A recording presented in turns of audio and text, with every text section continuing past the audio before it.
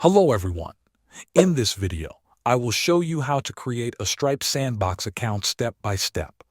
First, open your browser and go to the Stripe website. Log into your Stripe dashboard using your account details. Make sure you are inside your main account before you continue. Once you are logged in, look at the top left corner of the screen. You will see your account name. This is called the account picker. Click on your account name to open the drop-down menu. In the drop-down menu, find and select the option called Sandboxes. After clicking Sandboxes, you will see the option to create a new sandbox. Click on the button that says Create Sandbox. Now you need to configure your sandbox. First, enter a unique name for your sandbox. For example, you can use a name like Staging or Dev Team A Next. Choose the configuration type. You have two options. You can select Copy Your Account if you want the sandbox to mirror your existing settings and capabilities.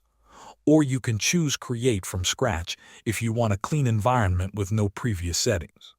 After selecting your configuration, click the Create Sandbox button to finalize the process. Stripe allows you to have up to 5 sandboxes at the same time. Your new sandbox is now ready for testing.